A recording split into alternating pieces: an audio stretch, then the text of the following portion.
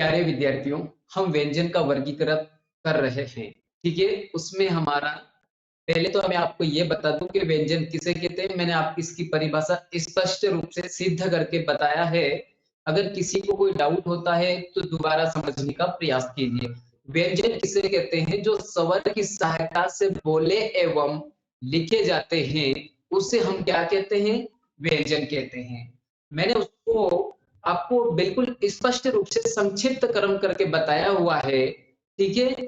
कि जैसे अगर बात करते हैं, ये जो का सदस्य लिखा हुआ है ना? जब इसको हम वर्ण विच्छेद करेंगे तो का धन आ में टूटेगा, है ना? का के नीचे हलंत लगेगा और पीछे क्या है? स्वर है। क्या हम स्वर की सहायता ले रहे हैं इसमें?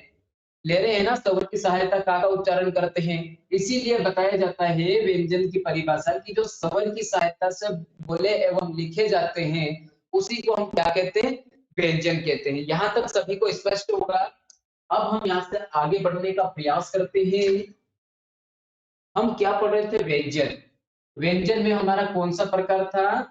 व्यंजन को हम 4 भागों में बाँटे थे। पहला था सामान्यतः, दूसरा प्राण के आधार पे, तीसरा था घोष के आधार पे और चौथा था उच्चारण स्थान के आधार पे। तो हमने 3 प्रकार को छोड़ा, सबसे पहला प्रकार उठाया कौन-सा? सामान्यतः, ठीक है? सामान्यतः को हम 6 भागों में बाँटा था। पहला था स्पर्श व्यंजन, दूसरा अंतस्थ व्यंजन और तीसरा था कौन-सा? उसमें संघर्षी, चौथा संयुक्त व्यंजन, पाँचवा उच्छिष्ट व्यंजन और छठा था अनुनासिक। तो हम उसमें से भी 2 प्रकार हमारे कंप्लीट हो चुके थे। कौन-कौन से? स्पर्श व्यंजन और अंतस्थ व्यंजन, 2 हम प्रकार जो हैं हमारे कंप्लीट हो चुके हैं। आज हम पढ़ेंगे ऊष्म या संघर्षी व्यंजन।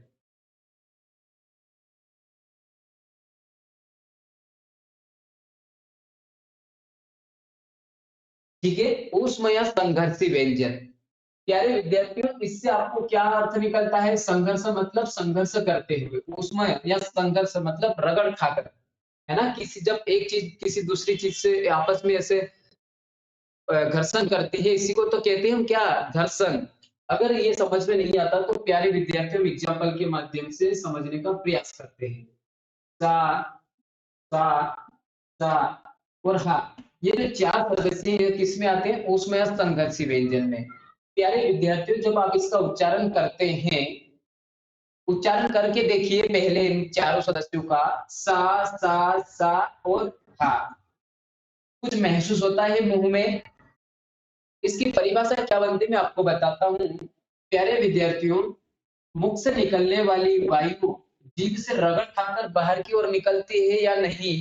आप इसका उच्चारण करके बताइए, तभी आपको स्पष्ट होगा। आप जितने बार इन सदस्यों का उच्चारण करोगे, उतना ही आपको स्पष्ट रूप से क्लेरिफाई होगा, समझ में आएगा।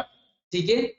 उच्चारण करके देखिए, क्या मुख से निकलने वाली वायु जीभ से रगड़ खाकर बाहर की ओर निकलती है? निकलती है। ठीक है? नहीं आया समझ में? ठीक है।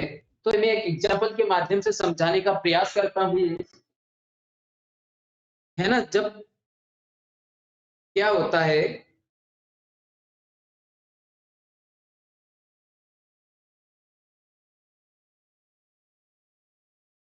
ये प्यारे विद्यार्थियों, आप रात में क्या करते हैं? खाना-वाना खाते हैं, है ना? बढ़िया खाना खाते हैं, उसके बाद क्या करते हैं? टीवी चलाते हैं या नहीं? है ना? टीवी चलाते हैं, मोबाइल चलाते हैं, तो क्या होता है कि गलती से आपके मोबाइल में इस प्रकार का टाइटल आ जाता है ना? गलती से आपके मोबाइल में इस प्रकार का टाइटल आ जाता है और आप इसको देखने के बाद आपको कैसा महसूस होगा? इस टाइटल को देखने के बाद आपको कैसा महसूस होगा? है ना? आप खाना खाओगे, खाना खाने के बाद टीवी देखोगे, मोबाइल देखोगे, गलती से इस प्रकार का टाइटल आ गया, आप इसको देख के हैरान हो जाओगे, है ना? कुछ होगा, आश्चर्यचकित हो जाओगे, फिर आप सोने के लिए प्रयास करोगे, है ना? आप इसको देखकर सोने के लिए प्रयास करोगे, क्या आपको नींद आएगी? नहीं आएगी। क्यों नहीं आएगी? क्योंकि हमने जो भूत देखा हुआ है, अगर वो गलती से हम सो गए, तो हमारे ऊपर क्या करेगा? आक्रमण करेगा या हत्या कर देगा और हो सकता है हमें आज ही पारलौकिक धाम जाने के लिए तैयारी कर दे। इसीलिए हम सोते नहीं है, ठीक है? सोने के लिए हम संघर्ष करते हैं, लेकिन हम सो नहीं पाते, है ना? जैसे सा, सा, सा, सा, फिर कोई है। प्यारे विद्यार्थियों, आप सोने के लिए प्रयास करते हैं लेकिन सोते नहीं। सा सा सा सा फिर कोई है। अगर थोड़ा सा आप सोते हैं, सोने के लिए प्रयास करते हैं, गलती से कहीं टच हो गया तो आप जग जाओगे थर्स से, है ना? कांपने लगोगे कि यार कोई आ नहीं गया, है ना? जो हमारे ऊपर हमला कर दे या अतिक्रमण कर दे, ठीक है? तो इसकी परिभाषा क्या बनेगी, आइए हम उसके बारे में समझने का प्रयास करते हैं। ठीक, वे व्यंजन जिसके उच्चारण में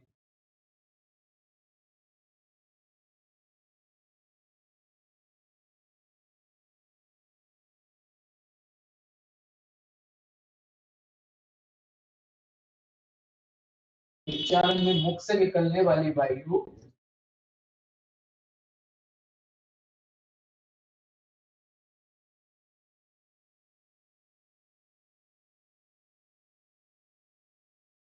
जीभ से रगड़ खाकर बाहर की ओर निकलती है।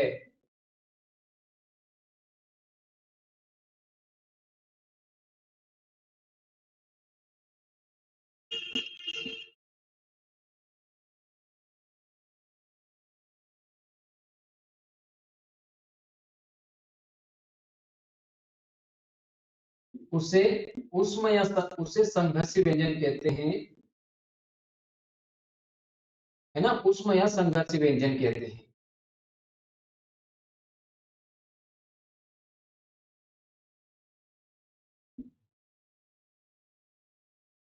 उदाहरण में क्या आएगा? चार सदस्य आते हैं, सा, सा, सा और हा। ये जो चार सदस्य हैं, ये किस में आते हैं? उष्म या संघर्षी व्यंजन के अंतर्गत आते हैं, है ना? एग्जाम्पल के माध्यम से समझने का प्रयास किए थे, तो उसमें आप ये भी बना लो, सा सा सा सा सा फिर कोई है। इसके नीचे अंडरलाइन कर लो, यहाँ पे सा सा सा, इसके नीचे अंडरलाइन कर लो, सा सा सा, यहाँ से तीनों सा का उच्चारण होगा और हा का उच्चारण यहाँ से होगा। ठीक, आप सोने के लिए प्रयास करोगे लेकिन नींद नहीं आएगी आपको। क्यों नहीं आएगी? क्योंकि आपको भूत को देख के डरे हुए हैं। अगर सो गए तो हो सकता है वो आपके ऊपर हमला कर दे, ये डर आपको बैठा हुआ रहेगा ना आपके ऊपर। इसीलिए आप सोने के लिए प्रयास करोगे लेकिन सो नहीं पाओगे। तो आपको ये उसमें संघर्षी व्यंजन समझ में आया?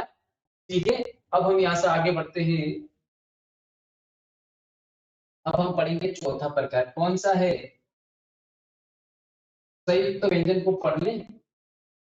ठीक है, संयुक्त व्यंजन किसे कहते हैं?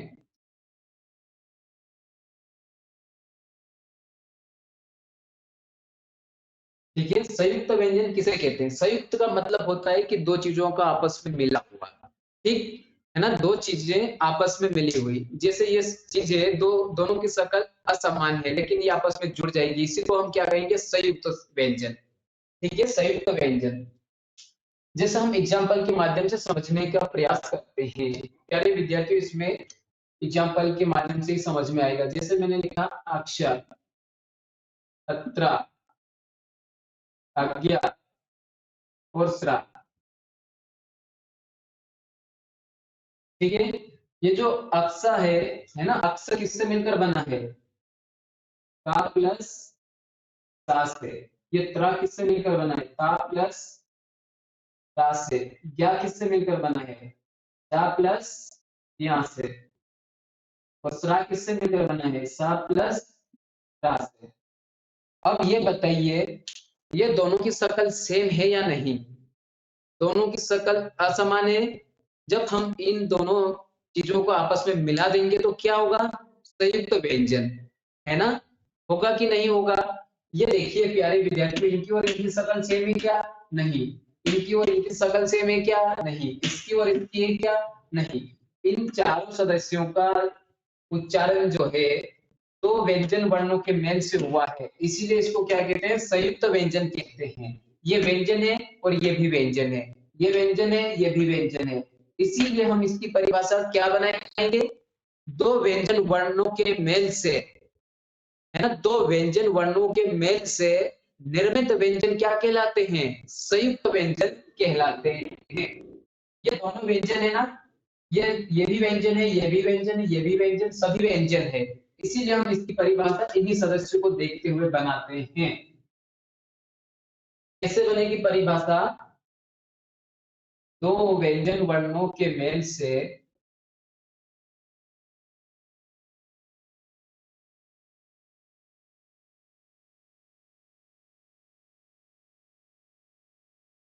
निर्मित व्यंजन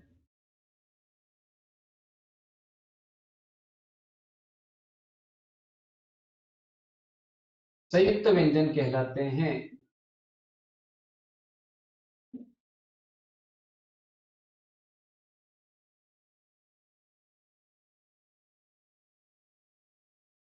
ठीक, एग्जाम्पल है जैसे अक्ष है, अत्र है, अज्ञ है और है। ठीक, ये किससे मिलकर बना? का के नीचे हलंत लगाओगे और दूसरा सा, ता के नीचे हलंत प्लस रा, जा और या।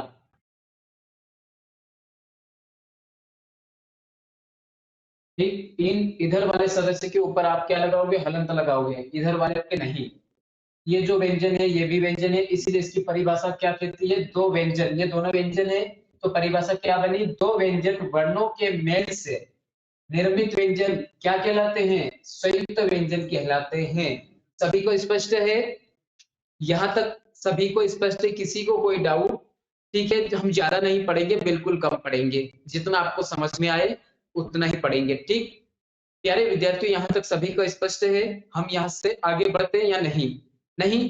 ठीक है, आज के लिए इतना, हम मिलते हैं कल। अगर आपको क्लास अच्छी लग रही है तो आप अधिक से अधिक लोगों तक शेयर कीजिए और लाइक कीजिए, सब्सक्राइब कीजिए और कमेंट कीजिए। ठीक है, अगर क्लास अच्छी लगती है तो। ठीक, धन्यवाद, मिलते हैं कल।